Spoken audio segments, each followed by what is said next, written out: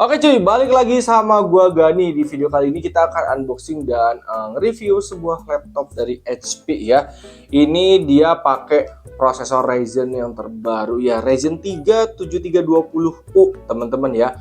Ini seriesnya HP 14 strip EM0014AU ya. RAM-nya udah 8 GB, onboard LPDDR5 ya, dan sudah ada SSD 512 GB ya. Oke, sudah Windows 11, layar 14 inci Full HD teman-teman ya. Oke, gak usah lama-lama ya, gue juga penasaran isinya bagaimana, dapat apa aja, jadi langsung aja kita unboxing dan review. Oke, kita akan unboxing ya. Tampilan boxnya standar box laptop pada umumnya sih teman-teman ya. Ini logo HP, ini ada spesifikasinya di sini ya teman-teman ya. Oke, dan ini gue dipinjemin ya. Jadi laptopnya mungkin udah keliling sana sini teman-teman ya. Oke, kita buka aja. Isinya dapat apa aja? Bentar guys, ini ada alamat kirim balik. Ada alamat gue juga soalnya. Nah, isiannya harusnya nggak jauh dari laptop, casan, sama permanual-manualan teman-teman ya.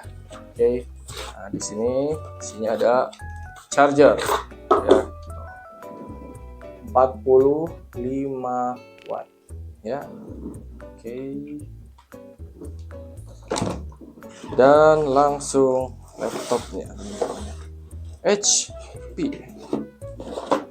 Oke, sama ini ada important product information ya.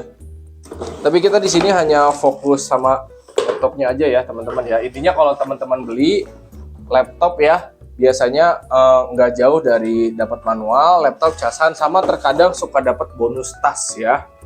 Oke, kita lihat laptopnya ya. Warnanya ke gue ini yang nyampe silver teman-teman ya. Oke, baunya seperti ini. Oke, sudah include Office ya, tapi ada keterangan jangan lupa diaktifasi Office-nya 2021. Oke, pinggir ada USB, ada HDMI, ada USB Type-C, sama audio jack. Di samping sini ada buat ngecas sama USB. Sesimpel itu guys colokannya guys ya, lubang-lubangnya ya, nggak ada aneh-aneh sana sini ya. Oke, kita buka. Nah, ini dia tampilan laptopnya teman-teman ya. Simple. Gue keingat sama laptop HP 14S kayak gini juga, mirip-mirip bentuknya teman-teman ya. Apa ini termasuk seri 14S ya? Oke. Nah, kita sambil colokin ya teman-teman ya. Gue soalnya kalau pakai laptop selalu sambil dicas teman-teman ya. Kalau nggak dicas kayak nggak pede aja gitu gue. Dan gue nggak takut sama baterai gembung sih, karena laptop-laptop zaman sekarang udah ada fitur auto cut off teman-teman. Jadi insya Allah aman lah ya. Oke. Nah, ini di atasnya ada webcam ya. Terus untuk bentukan keyboardnya seperti ini ya. Dia tidak ada numpadnya ya. Touchpadnya di sini gede teman-teman ya. Klik kanan, klik kiri juga nyaman. Oke, dia pakai Ryzen 3 7000 series ya. Oke, langsung aja kita nyalain. Dar ya. Di sini enak teman-teman ya, tombol delete-nya di sini paling kanan, lalu sebelah kirinya power ya. Terkadang kalau laptop yang power di sebelah kanan suka kayak takut kepencet gitu, ketuker. Kepencet mati dia. Oke. Nah, ini dia tampilannya teman-teman ya. Cakep banget guys, layarnya asli ya. Oke, 14 inci ya. Dan ini kalau kita nekuk sampai mana ya bisanya ya. Oke, mentoknya di sini teman-teman ya. Nah, ya, dia nggak bisa sampai rata ya, jadi jangan dipaksain. Tapi laptop mah ya standar seperti ini juga menurut gue udah cukup teman-teman ya. Pertama kita, gue pengen buka browser dulu teman-teman ya. Oke, pengen coba ngetik-ngetik sambil nyari aplikasi-aplikasi gitu ya. Kita ngecek and recheck aja ya. Steam kita coba download dulu nih, iseng aja kita download ya. Oke, di sini menurut gue untuk feel ngetiknya masih nyaman-nyaman aja teman-teman ya. Oke, install Steam. Oke, door. Kalau misalkan kita coba keyboard test ya, keyboard tester. Kita buka, kita cek and recheck ya tombol-tombolnya. Kalau dipakai buat ngetik menurut gue masih nyaman-nyaman aja sih ya. Gue seneng sama touchpadnya sih jujur ya, dia segede itu teman-teman ya. Jadi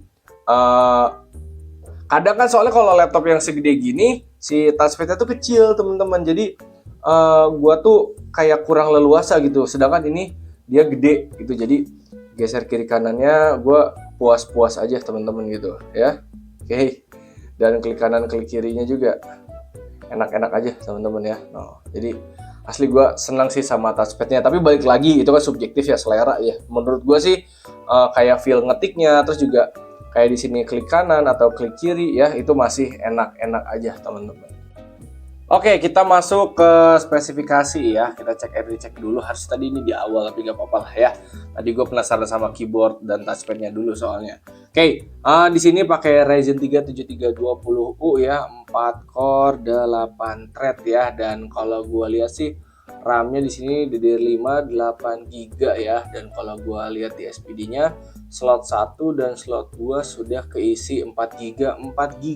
Kayaknya sih sudah di solder tuh 8 GB-nya. Mungkin tidak bisa di-upgrade lagi, gue kurang tahu karena gue kagak mau ngebongkar teman-teman ya. Oke, untuk grafiknya pakai Radeon grafik teman-teman ya, dengan memory size 512 MB ya. Oke, laptop ini memang tujuannya bukan untuk main game teman-teman ya, tapi untuk yang ringan-ringan aja seperti ngetik-ngetik ringan atau edit-edit ringan ya. Tapi mau main game ringan-ringan juga harusnya masih bisa di laptop ini teman-teman ya. Oke, ini untuk spesifikasi SSD yang dipakai sudah NVMe ya teman-teman. Oke, dan nanti kita akan cek juga speednya. Terus di sini kita lihat suhunya juga teman-teman ya. Oke, di sini prosesornya nggak kelihatan ya berapa suhunya teman-teman ya. Terkadang untuk prosesor Ryzen 7000 series, meskipun kita udah download kayak HW monitor terbaru atau CPU Z, GPU Z terbaru, kadang ada beberapa titik yang kagak kebaca teman-teman. Gue juga agak paham guys. Nah di sini sih suhu GPU-nya sampai 40-an masih standar sih. Ya. Oke, kalau kita lihat task manager ke bagian performance tau gue ya. Di sini kalau kita mau ngecek juga RAM-nya jalan di 5500 MHz ya teman-teman ya. Oke, sekarang kita cek dulu deh speed SSD-nya kena berapa ya. Oke, untuk testing SSD kita pakai Crystal Diskmark ya. Gua hanya ngetes bagian atasnya. Kita lihat read-nya bakalan dapat berapa ya. Oke, tadi sih kalau gua lihat di Crystal Disk Info si SSD-nya udah beberapa kali dipakai gitu teman-teman ya, udah dari riwayat pernah dipakai, mungkin gara-gara udah pernah jalan-jalan ke Tektober lain jadi udah beberapa kali nih dites juga nih speednya atau gimana-gimananya ya. Oke, untuk read-nya di sini sih dapat 1784-an ya, atau 1700-an lah teman-teman ya. Ini menurut gue masih enak-enak aja teman-teman ya, karena patokan gua untuk SSD NVMe itu setidaknya speednya minimal 1500 ya, atau 1000 juga itu masih enak teman-teman ya. Ini dapat 1700, teman-teman mau pakai buat buka folder atau mau download apapun atau browsing itu masih enak-enak aja teman-teman ya. Tadi pun gua udah kayak download beberapa aplikasi teman-teman ya. Oke, dan gua buka tutup folder juga tuh masih enak-enak aja ya. Tadi beberapa aplikasi gue buka juga masih enak-enak aja ya. Oke, untuk read-nya dapat 1700-an juga teman-teman ya. Oke, jadi untuk read sama write-nya menurut gue masih cakep banget di 1700-an, masih ngebut aja. Oke, selanjutnya kita masuk ke testing yang sintetis ya teman-teman ya, benchmark sintetis ya. Oke, di sini gue kagak testing game teman-teman ya, jadi cuma testing begini aja, Cinebench sama 3D Mark ya, nanti gue mau coba jalan atau tidak ya. Oke. Udah kebaca juga ya speknya Ryzen 3 7320U, dan langsung aja kita running ya, dar ya. Oke, ini paling gua skip aja sampai semuanya clear ya teman-teman ya, jadi biar nunggunya kagak kelamaan. Oke, ini masih prepare juga dia ya. Nah, kita tungguin aja sampai kelar.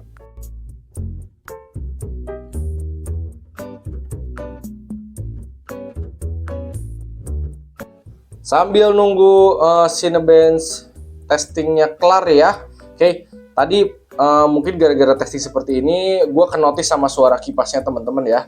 Dan kalau gue perhatiin, gue nyari gitu, dia keluar anginnya dari mana. Di sini ini buat sirkulasi juga, tapi setelah gue perhatiin dia keluar anginnya tuh di sini teman-teman ya. Teman bisa lihat kan nih.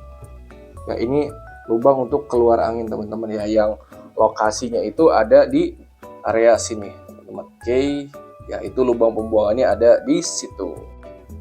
Oke, kurang lebih hasil skor dari benchmark sintetisnya Cinebench R15 seperti ini ya teman-teman ya.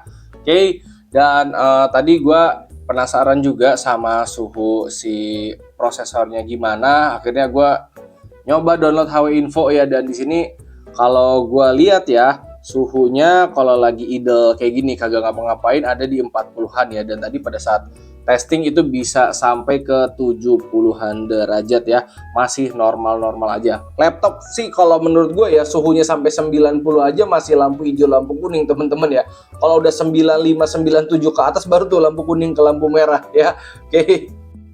Oke, testing sintetis selanjutnya itu 3D Mark Timespace ya, kita akan jajal ya. Dan di sini udah kebaca juga tuh ya Radeon grafik ya, CPU juga nih Ryzen 3 7320U, dan storage-nya gue baru ngeh juga di sini pakai WD-SN740 ya teman-teman ya. Oke, dan ini gue memang sengaja nggak rubah, biarin aja default 512 MB, nanti dapatnya bakalan bagaimana ya. Oke, kita running aja dan tahu-tahu nanti ketemu di akhir. Oke guys, jadi entah kenapa gue kagak paham juga dia stuck muter di collecting system info ya teman-teman ya. Dan di sini gue juga udah nyoba install sistem info dari FutureMark yang terbaru ya. Udah beberapa kali gue coba install dan dia masih tetap seperti ini ya. Jadi kalau misalkan begini paling kita skip ke testing selanjutnya ya. Oke, next kita akan ngedengerin hasil suara dari speaker si laptop ini ya. Kita langsung aja dengar suara dari musiknya ya.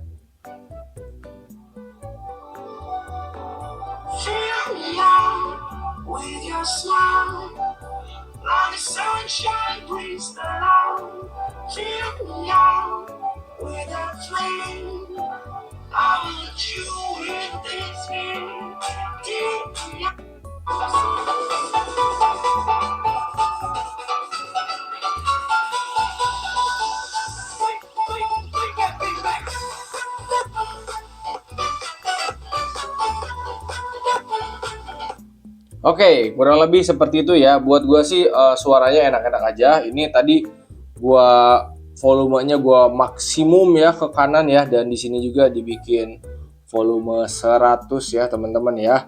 Oke, cuman kalau buat gue pribadi kayaknya untuk laptop ini untuk keseharian mungkin gue akan taruh volumenya di 60-an teman-teman ya. Tapi baik lagi itu mah tinggal sesuaikan kepada kebutuhan masing-masing ya. Kalau kalian mau audionya dibikin 100 boleh, mau dibikin 60 juga boleh ya, itu mah sesuai selera. Intinya untuk audio menurut gua enak-enak aja teman-teman ya. Kita masuk ke webcam sekarang teman-teman ya. Di sini untuk foto quality dia bisa sampai 2,1 megapiksel ya dengan resolusi 1080p, video juga sama ya. 1080p 30 fps dengan flicker reduction-nya 60 Hz ya. Oke, dan kalau misalkan teman-teman mau lihat nih ya, hasilnya menurut gue sih cukup-cukup aja teman-teman ya, bagus aja ya. Oke, masih jernih-jernih aja.